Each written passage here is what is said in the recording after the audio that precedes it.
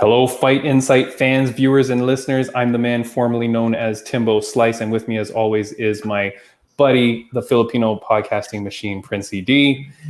Before we get started, please remember to like, comment, subscribe, follow us on IG, YouTube, everywhere. You'll see all the links below. Give us a follow, give us a comment. On today's podcast, we talk to an up-and-coming amateur flyweight fighter competing at Epic Fighting 46 on July 23rd in San Diego, California. We discuss the fallout of UFC 264 McGregor Poirier 3, make a big apology, at least I will, pick our fighters for our weekly Fight on Site, and a whole lot more. Prince, you ready? Oh, let's hit it, buddy.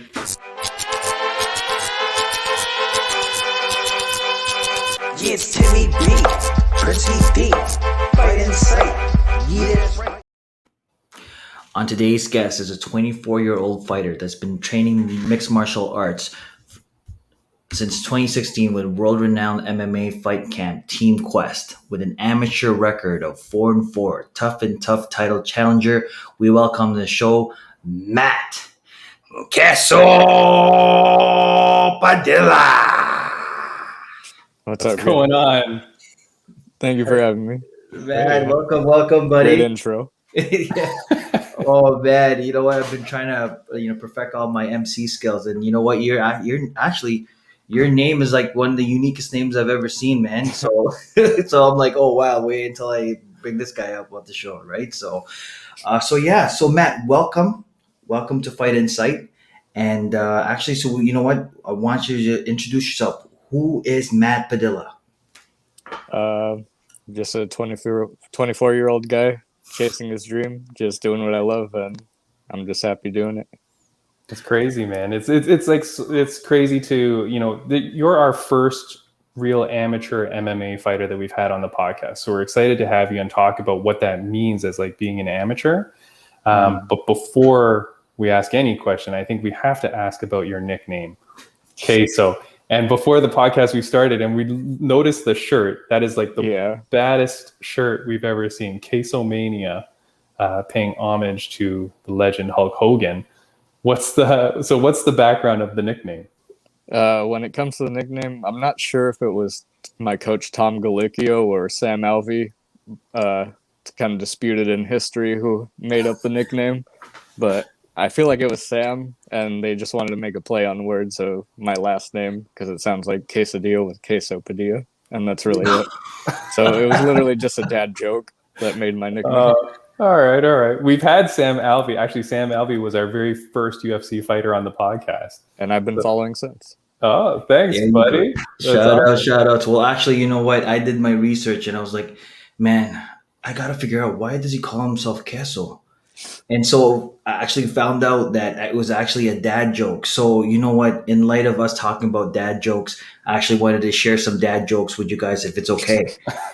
What you got? So I got some for you. I got some killers actually. And Sam, if you're watching this, buddy, this is also for you. Why do MMA fighters wear skin tight shorts? I'd like to hear why. Because otherwise they would be boxers. That's actually not bad. Oh, that's a good one. That's pretty good. Who hides in the bathroom at parties? Ooh. Party poopers. That one just makes sense. Okay. I thought there was going to be an MMA theme to this, but I tried, guys. I tried. Off quick. I could not find anything else. Like that was the first one, but the last two you guys will love. How do you organize a space party? Please get this over with quick. What you got? Planet. All right. Okay, one last one, and that's it, buddy. Did you know Bruce Lee has an older brother? What's his name? Suddenly. Oh my. All right. Well, Matt, it was nice having you on the podcast. We wish you best in the fight. Thanks, guys. See you later. All right. Matt, how did you get involved in fighting? How did that all become your dream and your passion? I honestly never really had an itch to compete at all. I always wondered what it would be like to get in a fight growing up. Just I wonder what it felt like to actually hit somebody. and that was like the fullest extent. But other than that, I never actually like pursued it or tried to go to a boxing gym. Actually, no, that's a lie. When I was really little, I'd see karate studios and want to go in, but I never actually mentioned it to my parents or anything. But Right. then in high school, like sophomore year, I was just playing video games, and that's like all I was doing back then. And my dad called me down and said that the main event heavyweight championship was on. I was like, oh, all right, I'll watch that. And it was Frank Mir versus JDS. Wow. And Nice. I think I was Classic. just really impressed by, like, you know, like it's the little gloves and it just seems like it's supposed to be so much more brutal, but you see JDS showing some clean boxing and I'm just like, oh, that was pretty cool. Call me down for the next one. And then the next main event was Condit versus GSP. And that was a barn burner. So I was Yeah. just really into that one. Then the next one, I watched the full main card. And that was a really crazy one. It was Frankie Edgar versus Jose Aldo 1. And that main event is what got me all into it. And I just wanted to get straight into wrestling at my high school. Nice. And you know what? Man, that was a part of the reason why I picked Condit. Man, I think I picked all the wrong fighters for that for that UFC. I think I got all of them wrong. A good thing I didn't make a bet with Chris Rios too, because I would have had his face on my Instagram. But yeah, I mean, Condit the GSP fight was like one of those big fights where like literally it was like brutal, right? They went at each other, right? And Oh, so yeah. I was hoping that was the same Condit that was going to come out during that fight, but yeah, I guess I was wrong. I was hoping so too. So you see that on TV, you decide to start training, you do it in school. How do you find your way to Team Quest? And I see in the background you've got your banner and Team Quest logos back there. How did Yeah. you find your way to Team Quest, and when did you find your way there? Just because my dad told me about how there was a local legend around who has his own gym, and of course that was Dan, and I didn't realize what extent of a legend he was at the time because I wasn't Yeah. into the UFC back in Pride and all that. So I think I went for the first time like after a year of training wrestling in high school, and then like I just did like a 3-day trial there, and like I loved doing it.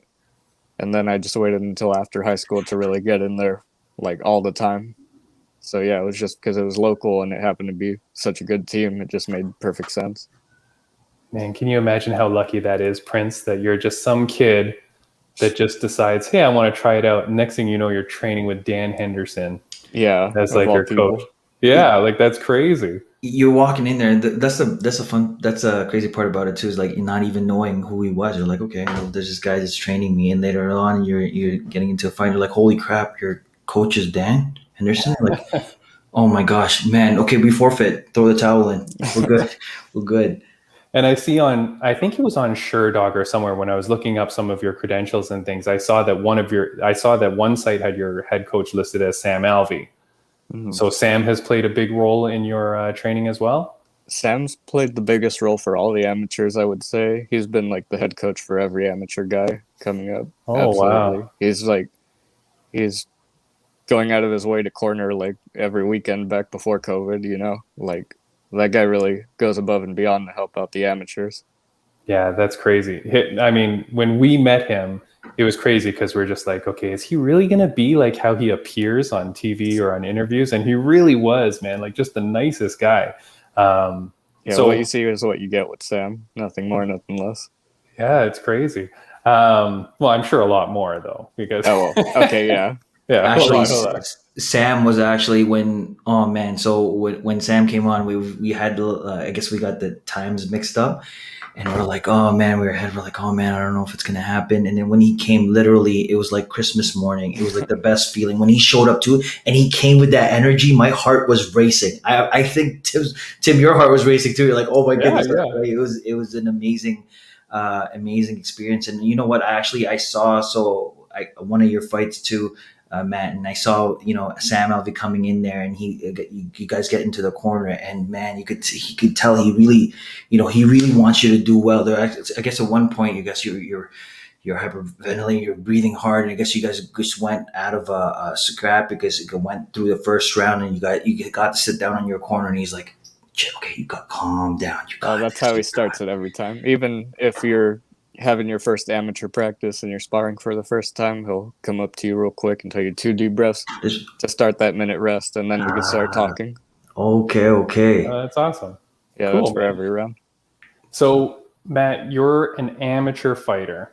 And last week we had someone on who's making their pro debut come this weekend. Mhm. So, can you explain to people, like, at what point do you decide that you no longer want to be amateur and turn pro? Like, what's that process like?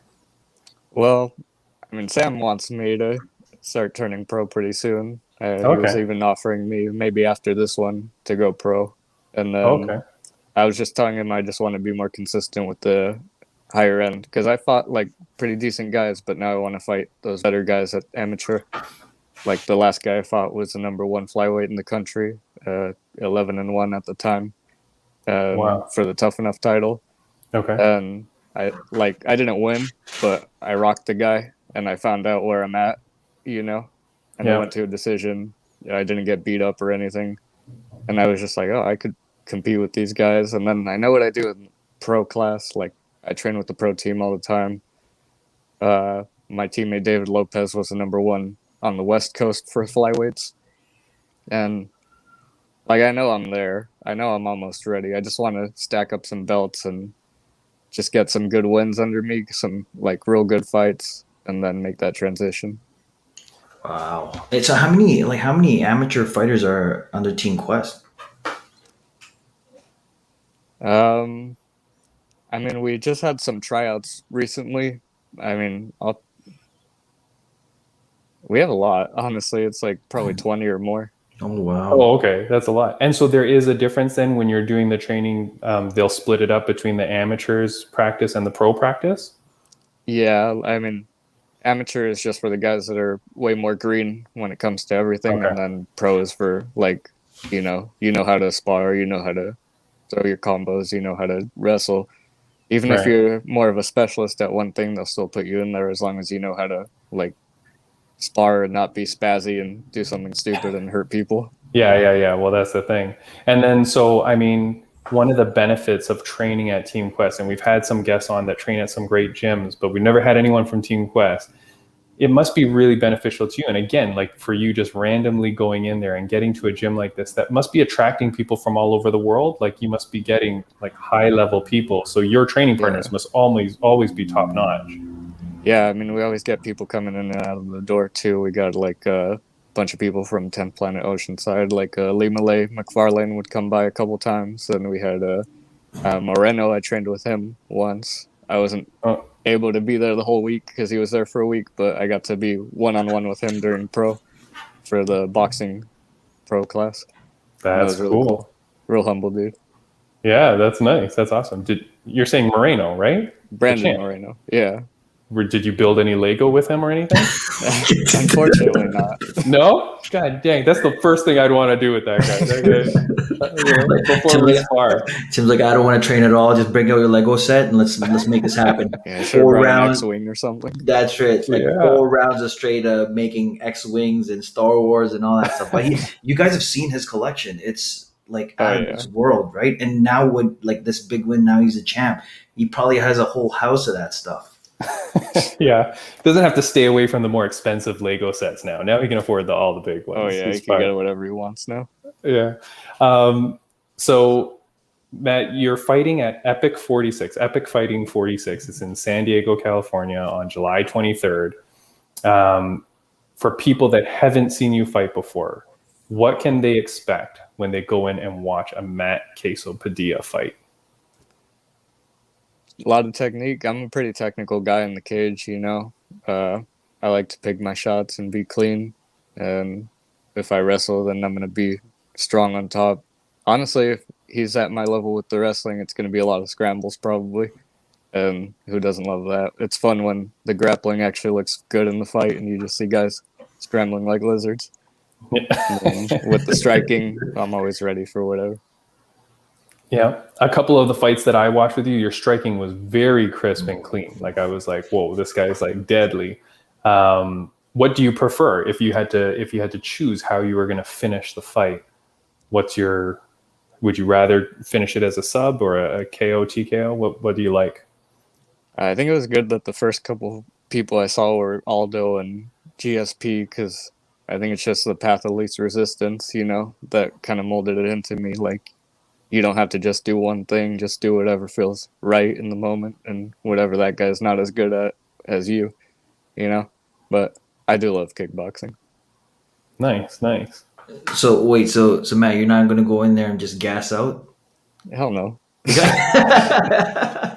It's probably not his plan, Prince. I don't know. No, Matt, you should have said, like, what do you mean gas out? That word doesn't belong in my vocabulary. There is no gas. It really doesn't. They just run out of time. That's it. Pretty much, honestly. I mean, I could be out of the gym for a while for whatever reason, like during COVID, during lockdown, I was out for a little, and then I came back and straight into pro sparring, and I went all 5 rounds good, no break, and then Sam actually said, wow, you should take a couple months off more often. So I think just that's a just refresh. Mexican genes. That's some cardio in me. But that's the thing, right? With the flyweight division, and I mean, for everybody watching, they probably know, but that's the 125-pound division. That's the big thing about it, right? The flyweights, you have to have massive cardio because when we watch flyweights, that's what we see, and that's what the fans come to expect. So, and you're saying it's in your genes, but has that been something that you've had to really work on, knowing that your opponents are probably got, crazy cardio? Yeah, but I don't really go out of my way to make it like I got to run 40 miles and this and that. I honestly just train more for the performance when it comes to like my cardio will be more bag work or mitts or Muay Thai class. Just make sure that it's going to be conjunctive to the actual thing that I'm going to do. I feel like doing specifically something specific for a different sport might not help you as much. I think if I'm throwing 1,000 punches, then I'm not going to get tired with throwing punches.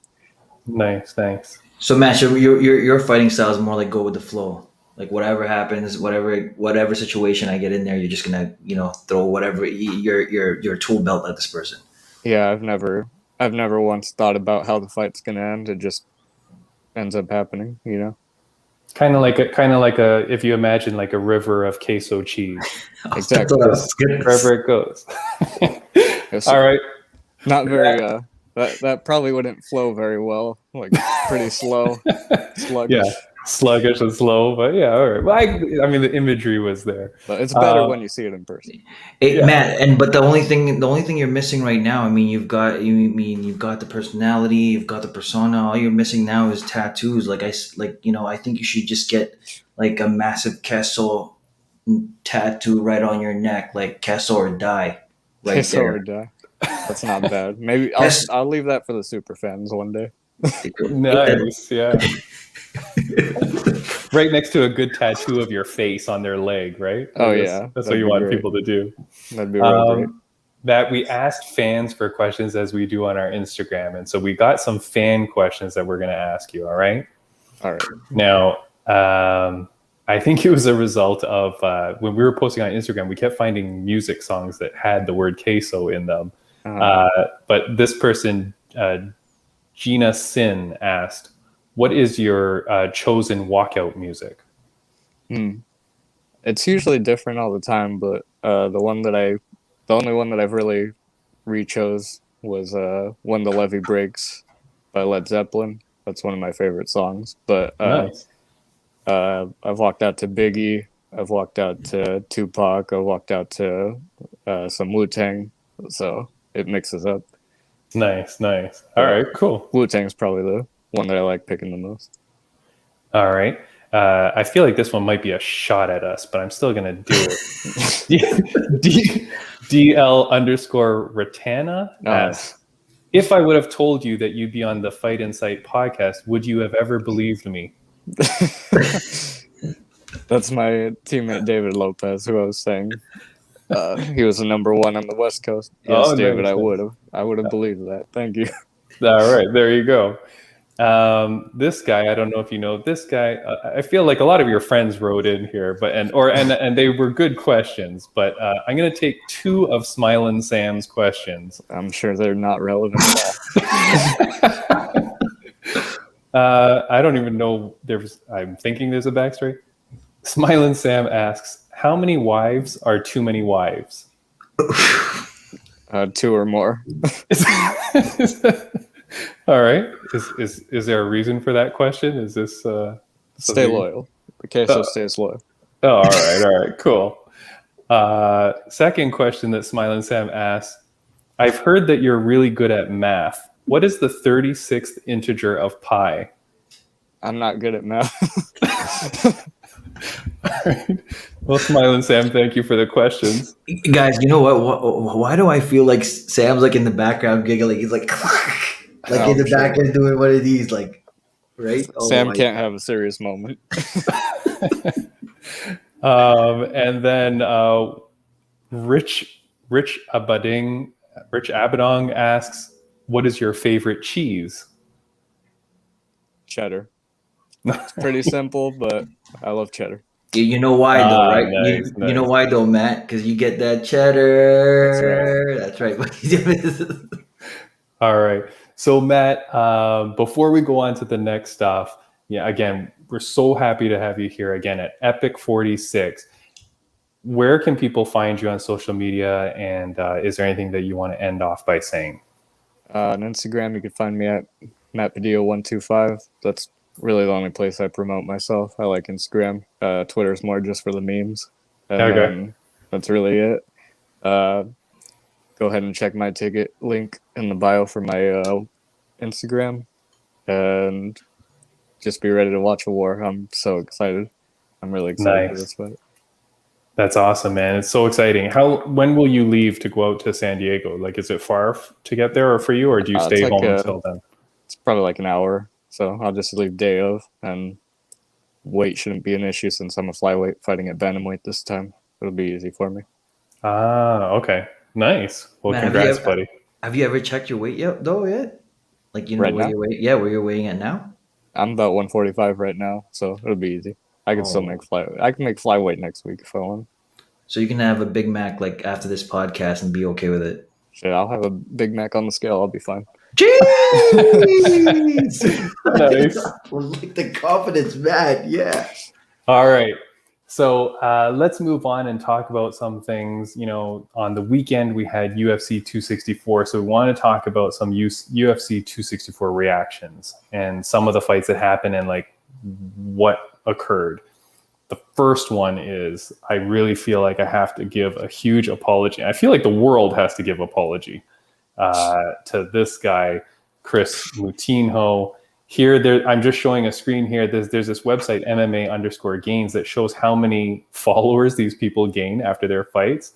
So Chris went from 4,300 to 100,000. And this is at the time that I looked. So goodness knows what it is now. Yeah. Ooh, boy, that kid, man. What did you think about that, Matt? I thought that was the best thing that could have happened for him outside of a win, of course. You know, he really got to open his chest up to the whole world and show his heart on full display. I mean, I don't know how good that is for longevity. If I was in the corner, I would have probably thrown in the towel. But honestly, that guy got to show off what he's all about. The company's going to love him. The fans are going to love him. And I mean, he got a fat check with that bonus. So I think that was the best option that could have happened for him outside of a win. Yeah, for sure, man. 75, and that was the increased fight performance of the night bonuses too. So it was 75,000 instead of the 50. I mean, who knows what that guy was going to be making, right? Like 5 and 5, maybe. I think the regular's 12 and 12 right now. Oh, is it 12 and 12? Okay. Yeah. So I mean, but then to get the 75 on top, holy moly! Short notice, you know, and then you get that. Not bad. Yeah. I'm sure if he was fighting, I think he was supposed to fight at CFFC before. And then obviously he took that fight instead. I'm sure that would have been like 1-1 or something. The man had 10 days to prepare for that fight. Like, come on, unheard of, man. Yeah. And so Matt, you're saying you think that the corner probably should have thrown in the towel? Yeah. I mean, you don't see that kind of beating in boxing or anything, you know? I mean, they're two different worlds, but just seeing how many punches he was taking, that's like the kind of punishment guys take when they're like they end up having serious injuries or like you could get hospitalized really bad off of something like that, you know.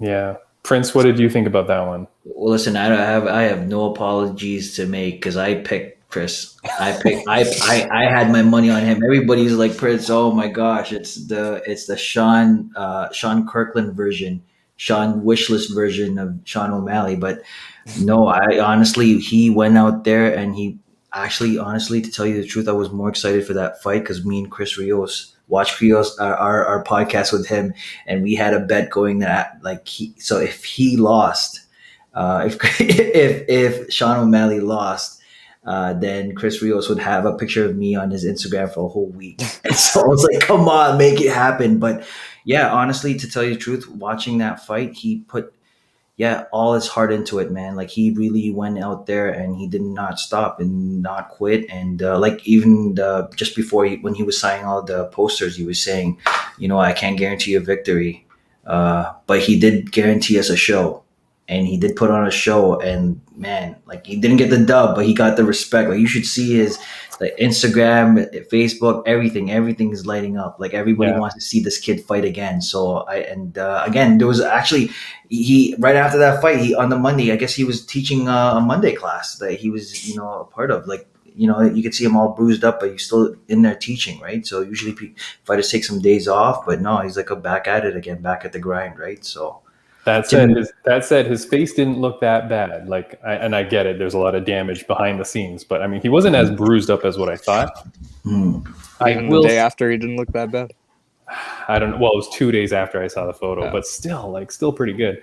I will say, I think his fight, he seemed to be like holding his energy back for that third round. Mm-hmm. So, sorry, Prince, I think I'm getting feedback from your earphones. Might be a little bit loud on your headphone. Yeah. So he seemed to be like holding his energy back. And in that third round, I feel like he was like kind of picking it up. And I know that online there was a lot of comments. They were like, well, maybe that wasn't the right time for the stoppage, because even when he stepped in to stop it, he was in the middle of throwing a right cross, and he was kind of pushing the pressure a little bit in the third. I mean, could you imagine if he came in and got that win? Holy moly. I can't blame Herb for the stoppage, but I can blame the corner. But I really think that I could have been okay with seeing the rest of the fight go. It was like, what, 30 seconds? Yeah. So, if it's not the corner, then it shouldn't be the ref at the last 30 seconds.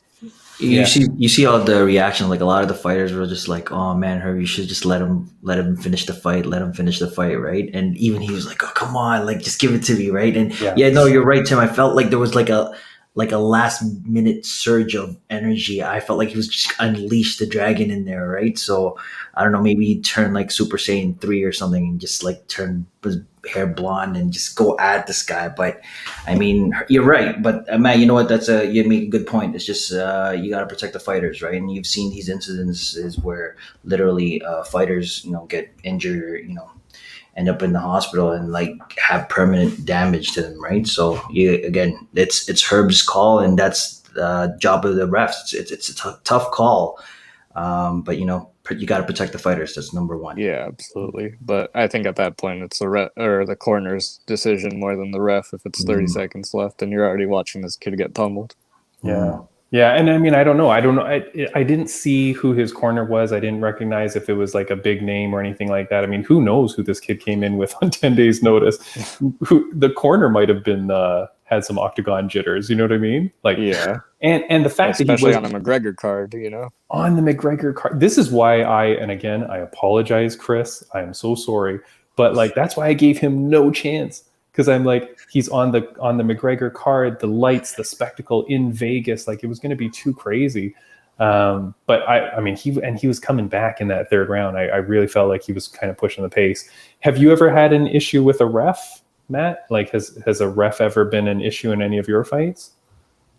I think it was actually Mark Smith twice, of all people. That bald guy who was a air fighter or whatever. He was on the Joe Rogan podcast talking about it. It's actually really cool on the podcast, but he's like super stern in the cage, and it was kind of annoying. Like, I just got this guy's back, and he's like, "Let's work." I'm like, "What the hell do you think I'm doing? I just got his back."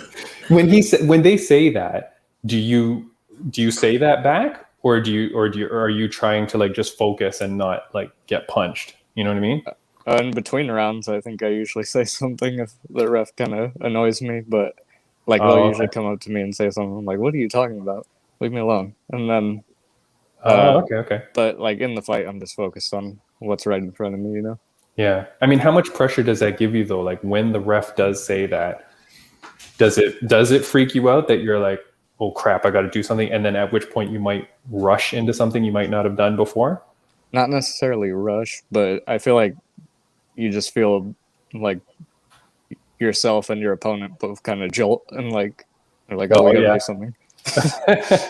Okay, well, at least like the opponent too. When you're getting tired doing a workout and then you just hear somebody tell you what to do real quick and you kind of get that little jolt.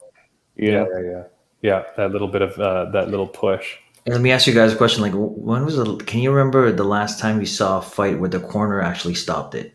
Where someone's corner actually said, throw the towel and we're like, hey, it's done. We can't continue. That's a good question. I don't think. Yeah, non-MMA. I can't remember, man. Yeah, that's what like boxing all the time, but that's it, right? In MMA. Yeah, not really. All right, next fight I do want to talk about, and this was the one that I was like jumping up screaming, was the Tai Tuivasa knockout.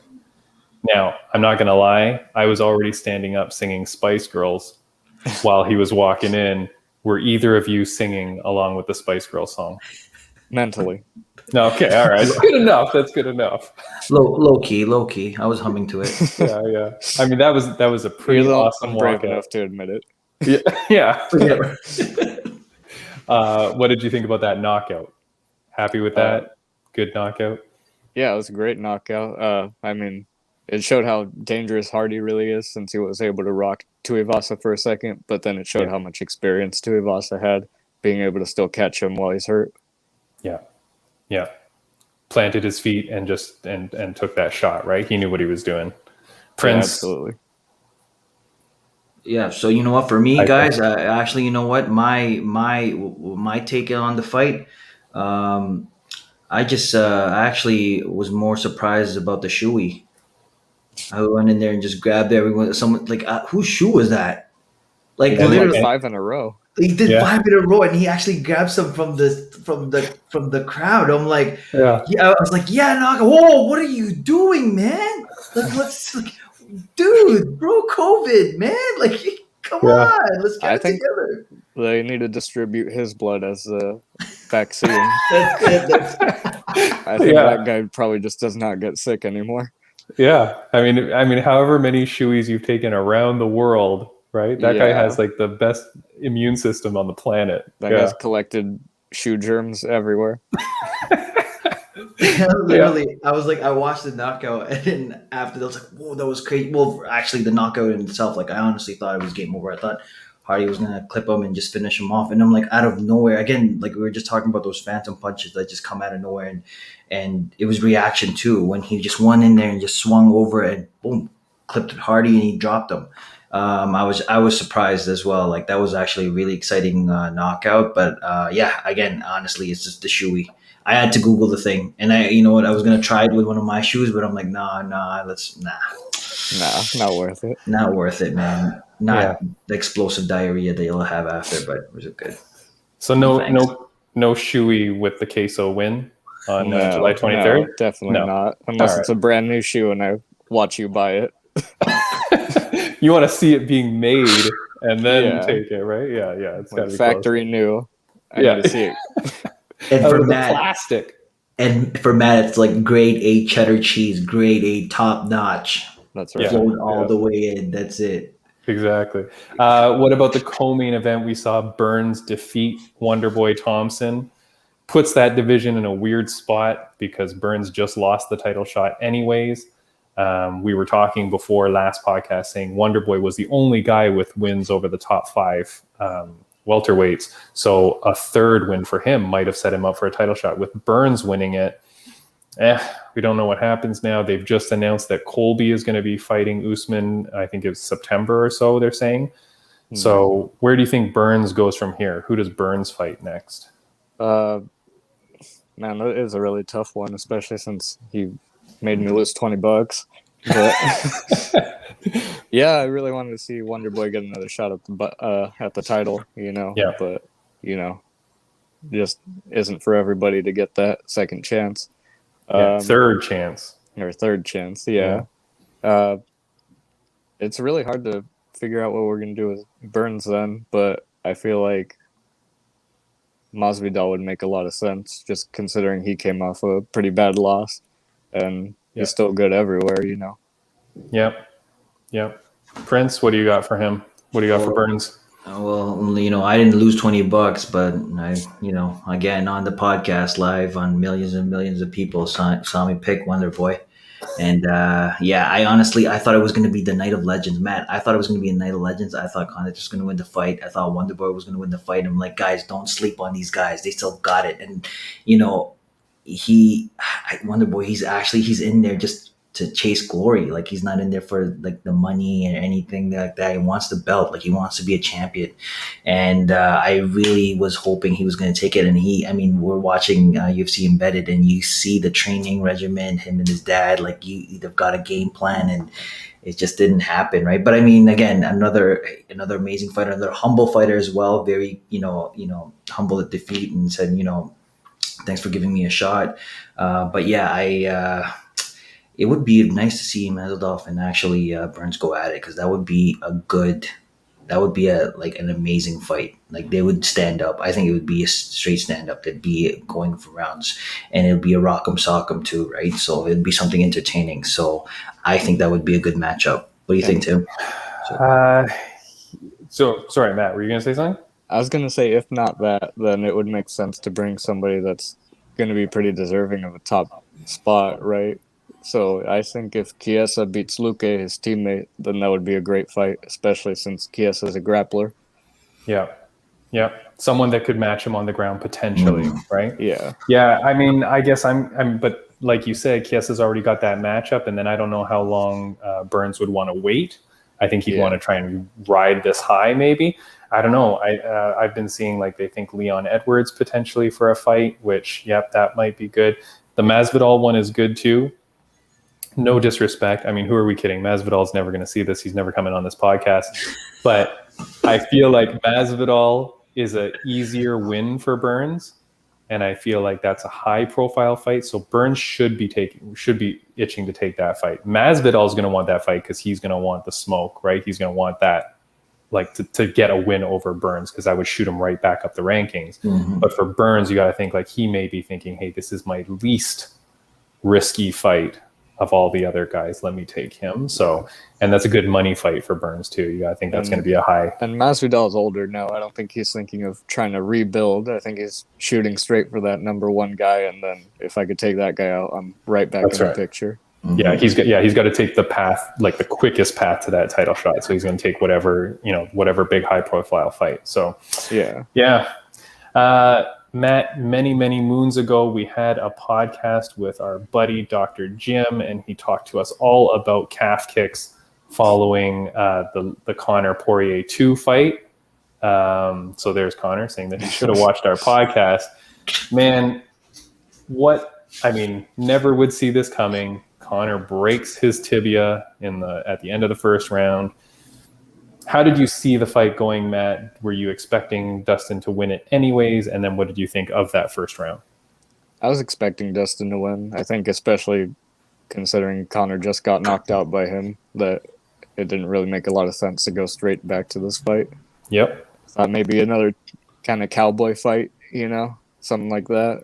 And then go back to just wait for Oliveira and Poirier to do their thing, Yeah. But he went with this. I was still expecting Dustin to win. I think if it kept going, he would have won with a TKO. But, it is what it is. Pretty unfortunate, though. I think the scorecard was like 10-8, right? It was 10-8. It was 10-8 on two 10-8s and one 10-9. Yeah. Watching the Conor fans after on Instagram say, Conor had that round. I'm like, what fight were you watching? Like, he was getting murdered. My wife was like stopping watching. She's like, it's too disgusting. Like, the elbows were raining down. She's like, no, it's over. Like, she was already turning away. She was packing it up. Yeah, Prince, what did you have on that one? If anyone was, like in terms of what you saw, what were you thinking? if anyone was watching that fight and thought that Connor was winning, I wonder how many shoeys that they had that night. Like probably 8 or 5, 5 or Yeah. 8. But you know what? Watching that fight, actually, when I saw it, I was trying to figure out where the break happened. Like, where did it actually occur? And everyone was saying it was a check kick, but actually, looking back in Joe Rogan's analysis, you can actually see where the break happened, where Connor actually went in for a teep and Dustin actually blocking with his elbow, and that's where you see that break. And then as soon as he leaned back, and then threw his left hand, and then went back to land on his ankle again, bam, the break. That's where the break happened, right? So again, that fight, like Dustin had it, like I was saying in the last podcast, guys, go watch last podcast. Dustin, it's like playing a Rubik's Cube. Dustin's figured out the Rubik's Cube that is Connor. He's like, okay, I figured this out. Like, I know your MO. I know what you bring into the table. I know what you're gonna do. I got you figured out, and he had him figured out too. Yeah. So, What do you think? What do you think about the attitude that he displayed after the fact, Matt? You seem like a real dirty trash talker. What's Not really, of course, but I was kind of surprised that he went that hostile. Honestly, I wasn't really expecting that. I thought he would just, it's like, my leg's broken, I'm gonna go ahead and put that persona aside for a second. Yeah, just give me a second. Yeah, but he just stayed pissed off the whole time. He did seem like pretty passionate leading up to the fight. Like, I felt like some of the old Connor, although some of it did feel forced, but I did think he was kind of talking more like he was excited to be back. He did the McGregor strut back in the cage. He looked he's doing the money. Like, he looked all excited for it. So I think he was really in it mentally. And that's probably why he was so pissed off that he didn't get a fair shake.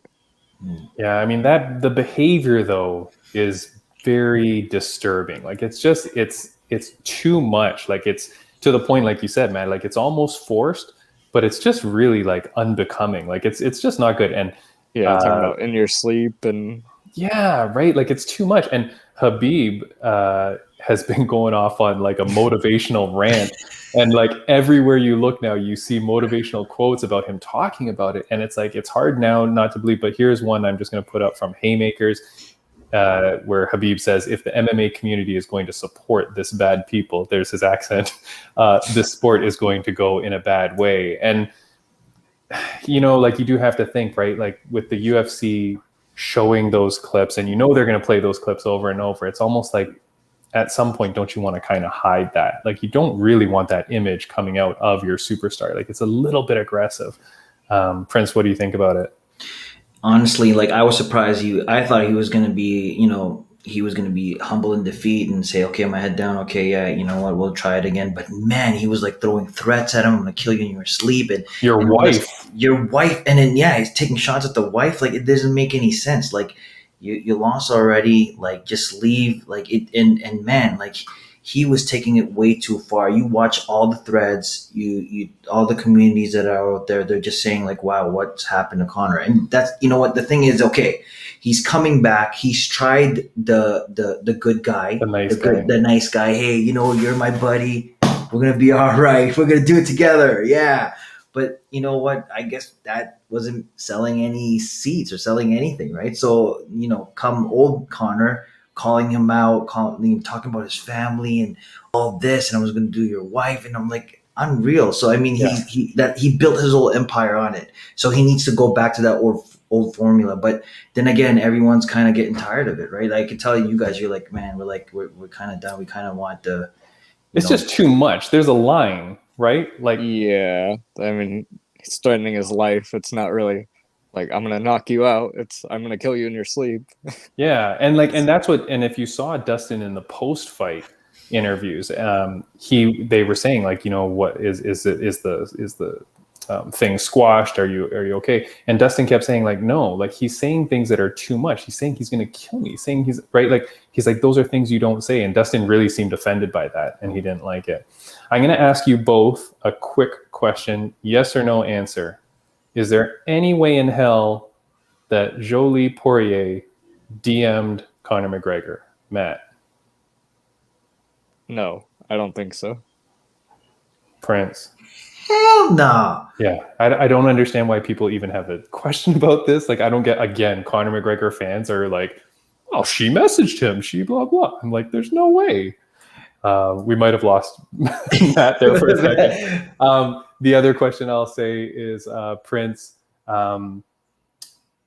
is there any way that they do a Conor Poirier 4 immediately? Like, does Poirier now wait for a Conor 4, or does he take the title shot? I heard it's already under the works. Like Dana's already trying to cook the fight number 4 to happen. But man, if I was Dustin, I would just look how fast I could get right? That's that flyweight cardio right there. Right? Yeah. Matt, I was the last question I'm just asking is, does Poirier now wait for Conor 4, or does he take the title shot? No, he already got his money. I don't think even a forced fight with Conor is going to produce as much money. You know, he just got knocked out and then he just lost again, even if it's in a freak way. I think it would pull the same amount of money. You already got your paycheck. Go for that belt. Go for the belt. Cement yourself. Yeah, you got to get that belt and take that belt. And then if Conor wants to fight you while you defend the title, that to him, he would think that that's easy pickings. So I might as well get an easy defense out of my title. Easy title defense, good payday while you're wrapping up your career. Perfect. Yeah. All right. Before we move on to our last thing, Prince, I do want to mention there are fights this weekend. The only fight I care about talking about is this one, baby. The return of Miesha Tate. Oh my goodness, Matt, I can see you are super excited for this one.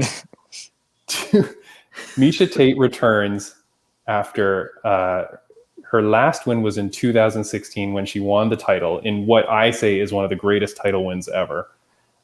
She's on a 2-fight losing skid, though. Both fights of those were in 2016 as well. Of course, the one to Nunes, where she lost the title, and then lost to Raquel Pennington, who we did have on this podcast. So hello, Rocky. And she is fighting Marion Renault, who is 9-7. She's on a 4-fight losing skid. She's announced that this is her retirement fight. And her last win was in February of 2018. The return of Miesha Tate, very exciting. Matt, are you excited for her return, and is she going to be a threat in the division? I just didn't recognize her off that picture. If you saw my face during that,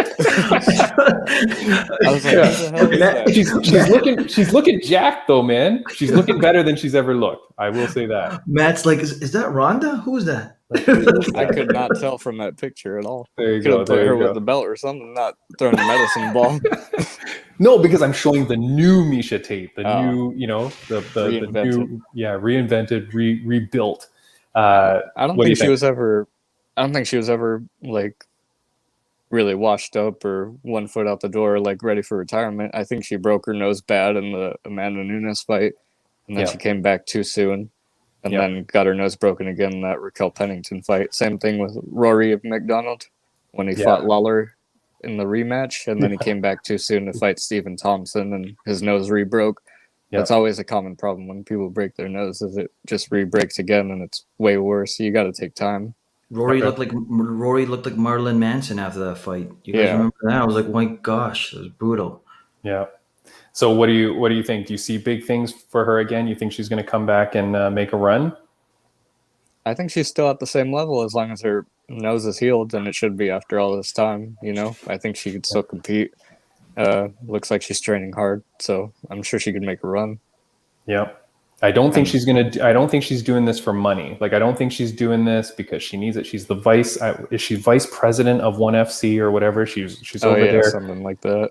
So she's making good money. She's doing good things. She's got her family and stuff like that. Prince, what do you got? You know what? I think, well, you know what? We keep hearing Tim's like the biggest Miesha Tate fan in the world. Like, Tim, I'm going to promise you that I'm going to have her on this podcast and surprise you. Tim's like, oh my God. That'll be the last podcast, man. I'm quitting after that. It's done. Yeah, you know what? Yeah, you know what? I'm actually curious on what Misha is gonna bring into the table. Like, I wonder if she's got brand new skills. You know, I wonder if she's revamped her whole portfolio in terms of what she's gonna come at the fighter with. You know, maybe she's worked on her stand up. Maybe she's working on her ground game. I'm really curious into what she's gonna bring this time, and maybe she'll shock the division and see what happens. Yeah. Right? So. I think the company needs her a lot more at this point. I mean, when you look at both divisions that Amanda holds the belt at, who really holds a candle to her at all at this point? Yeah. I mean, it's going to take a bit for Tate to get back there. I wouldn't want her to rush it. What I am calling for is I think Tate wins this fight, gets back in there, gets the win under her belt. I think Rocky takes her fight. She's fighting Pani Kianzad in next month. I think they both win, and then they set up that rematch. And that's a great fight for both girls. Both are, Raquel's a title challenger. Misha's a former title holder. I think that's a great rematch. It's got a good story there. And both those girls are looking for that upward climb. So that's what I'm hoping for. But we'll see what happens this weekend. I think if Juliana Pena is fighting for the belt right now, then Misha really only needs one win, and she's already getting a title shot at this point. No, but we can't rush it, Matt. We can't rush it because you don't want to rush into a fight against Nunes. Yeah, right? The company needs her though. I think they're gonna try to offer that immediately. Honestly, yeah. If she does look impressive, they're gonna strike while the iron's hot, probably. We thought, for you and because you couldn't afford for her to lose the next one and then have to work her way back up. So you're right. If she does a crazy impressive win, then that may just shoot her right back up. Yeah, the former title. If she just gets that title shot right away, I'll pray for you as a Misha fan and hope she doesn't get beat up. For all the millions and millions of us, Matt, that are going to be cheering for her.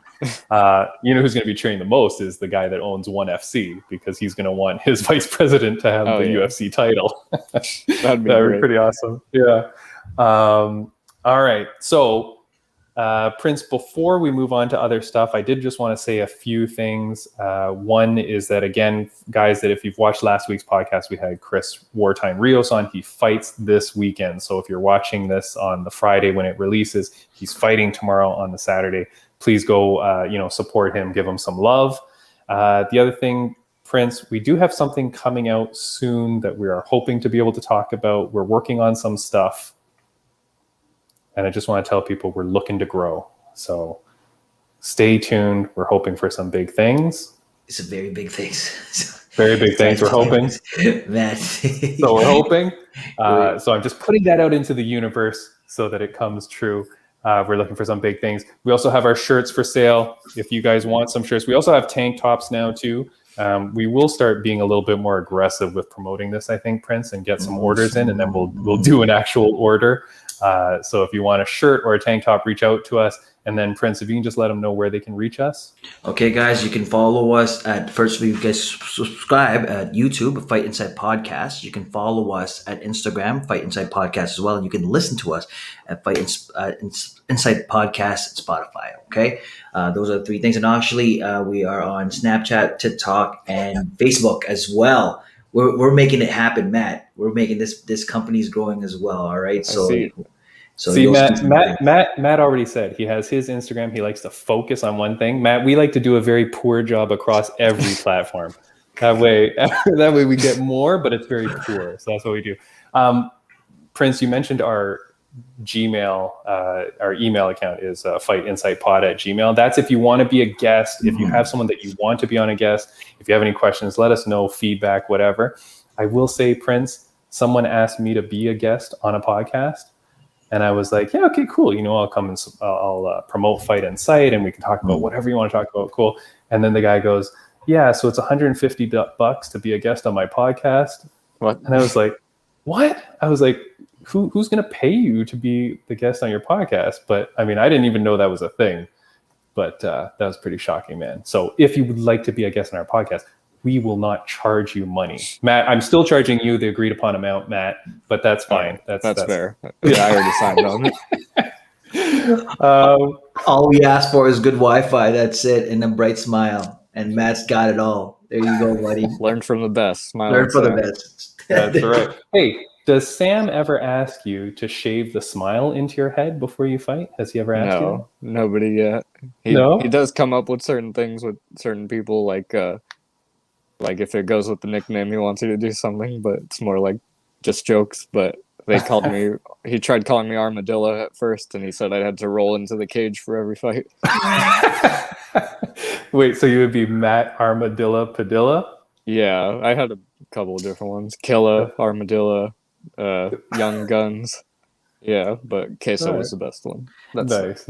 Okay, Matt. Listen, man. I reached out to you and I go, hey, man, this guy I think this guy's Filipino. He has to be Filipino. And I'm like, I go, that probably does his nickname. Is because when we say cheese, we say queso, right? Hmm. And I'm like, oh, maybe that's it. And then we did some research. I was like, oh my gosh, you probably get that a lot, right? Oh yeah, all the time. That's the running joke with Coach Joe Stevenson at the gym. He's always calling me different Asians. He's like, "Oh, we're learning the Japanese necktie. Matt should be very familiar with this." Wait, is that Joe Daddy Stevenson? Yeah, he's our jiu-jitsu coach. Oh, dang, that's awesome, man. Tarek Safadine, welterweight champion for Strikeforce. I have Tarek, Joe, Dan, Sam. So yeah. There's a lot of talent there. What a killer group, man. That's awesome. All right, Prince, we're going to end off with our favorite segment. We are going to have the fight on site.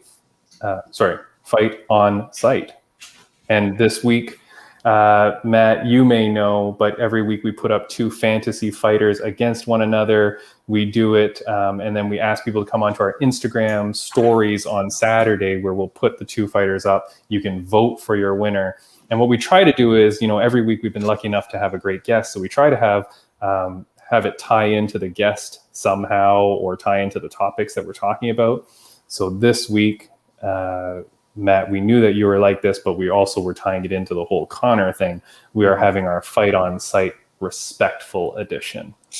So we're picking two fighters who are respectful fighters, who are good people, like that's the kind of people we want to put up. Prince, who wants to go first? Actually, you know what? I think I sent you first, so I'll go first this time. Okay, go ahead, buddy. All right. So my fighter for Fight On Site is the one and only Randy Couture. All right. So the reason why I picked Randy is, again, everyone knows Randy, very respectable fighter. He's always been there for, he's always in there actually, supporting sportsmanship and always, he's all about the respect, right? And you've never seen him talking trash about anyone, any other the fighters. He always goes in there with a smile on his face and like, hey, good job, right? And a part of it also is that Extreme Couture actually has a foundation. So the Extreme Couture G Foundation was founded by Randy and Kim Couture to honor the veterans of America's armed forces. The foundation was specially formed to raise money and awareness for those wounded in action and their families. So big shout outs to Randy. So he's actually a big advocate, and he's actually served in the Army. I think he was in the Army for 6 years. So he's always been a big part of that community. So shout outs to Randy. Tim, who you got? Man, I did zero research for this, Matt, but I picked a fighter who, when I've heard him on interviews, I've been always very impressed because the character that he portrays in the cage is different than what he is outside. So my fighter for respectful fighter, Mike Platinum Perry. Don't laugh at this. Yes. Hold on. So when you listen to this guy on interviews, he's always the most. All right. Okay, Tim, go ahead. I'm saying I can't help it. No, I'm telling you. I know he's a crazy animal in the cage. He goes around with a mohawk and he's insane, and he brings no corner with him, and he just brings his wife. But when you listen to him on interviews, when it's not fight week and stuff like that, he's a very intelligent, calm guy. He speaks with the utmost respect to the people that's interviewing him. He's a really good guy. It's totally unlike what you would expect. Like, you think this guy is going to be like high energy all the time, but he's not. He's very mild mannered almost. So almost. Yeah. No, I don't know. But from the way he portrays at the interviews, he's a mild mannered guy. I like him, follow him on Instagram. Even his Instagram now is pretty calm. It's just him with his wife and his child. And, he does a lot of interaction with the fans. This is a pretty cool guy, man. He hasn't had the greatest luck lately in his fight. So I do hope that he turns it around, man. But yeah, that's my pick. You know why I laugh? It's just because a picture of him, Matt, you just see him going, "Ah!" Right? Yeah. Right. Most respectable fighter. You got Randy's got a suit on. He's like, and he's like, ah. Yeah.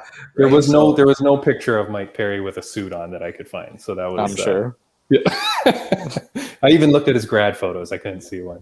Now at the end of at the end of the episode, Matt, we're going to do what we call our fight on site, fight in sight, fight simulator, where we put the two fighters up. So Prince, take it away. All right. So for my pick, my avatar to represent Randy Couture, we've got Hua. Oh, it is Thing on a sticker on a straw. Matt, this is high tech. Look at that sticker. Beautiful. This is millions of dollars of research put into this machine. So Practical Matt, effects. there you go, baby. Yeah. CGI at its finest. And for Tim's fighter, for Mike Perry, I get a female. That's great. I get Captain Marvel. Excellent. Now, Matt, Prince, you want to tell him what we need from him? Matt, I think you know what's going to happen next, buddy. We're going to make these guys two fight, and we're going to need you to put some of the sound effects. All right, buddy? Some sound effects. Sound effects. Let's go. Let's hear it. This could be another All right. talent for yours. All right, let's go. Yeah. Down with the patriarchy. And All the right. Thing emerges. So Victorious. that means Randy Couture. Randy Couture. Now, that is not a guarantee that he will win, Matt. Again, we need people to come to our Instagram on Saturday to vote. So that wraps up the show. Matt, we were so happy to have you, man. I'm sorry that we've interrupted your training for this nonsense. But I'm going right after this. Are you? All right. We know you are going to do amazing, Matt. Again, anything that you'd like to say before you go? So are you doing a poll for Randy versus Mike? Yeah. Yep. All right. On Saturday. All right, add this for me, just because it's a fight I really want to see now. Ilya Topuria versus Arnold Allen. I think that'd be a great fight. All right. Well, wait. Now you've got some serious asks of me. I got to write this down. All right. That's the guy. Ilya is the guy that fought this weekend. He just knocked out Ryan Hall. Yeah. Mm-hmm. And then Arnold Allen coming off a win over Sodiq Yusuff. Nice. That's a All great right. fight. All right. We will put that up and see what the fans believe. I mean, boy, though, that Ilya really showed how to get rid of those rolls, right? Oh, yeah. That was brutal. And what we're gonna call it's called Matt's fight on site, just for you, Matt. Hey, Oh no, tag me. no, Matt, no, the Queso's fight on site. Don't get it twisted. There you That's go. right. All right, Matt. Anything else, Matt? Anyone else that you want to thank or say goodbye to? Thank you to my whole team. Thank you to Dedicated Tattoo, Perfect Tan, Temecula, Jin Sushi, everybody out here that's local companies supporting local fighters. So that's really it. Thank Awesome, you guys man. for having me on, of course. Hey, of course, buddy. We're so happy to have you. Guys, if you are in the San Diego area or anywhere close and you can get tickets to Epic 46, go there now, get your tickets and go out and watch Matt kick some ass, man. Matt, we're so happy to have you. We want to see you on here again, especially when you turn pro. We want to be there to support you in that endeavor as well. Hell yeah. I'm always ready to come back here. All right. Prince, anything you want to say, buddy? Again, Matt, thanks again. And you know what? Good luck. And when you turn pro, it's going to be here, your first interview. And guys, actually, so before we go again, you can subscribe, follow us at Fight Inside Podcast. You can follow us at Fight Inside Podcast at Instagram, and you can listen to us at Fight Inside Podcast. And if you want to be a guest, you can email us at fightinsidepod@gmail.com. Thanks a lot, Tim. Thanks a lot, Matt. Have a good See you later, day, guys. Have a good one.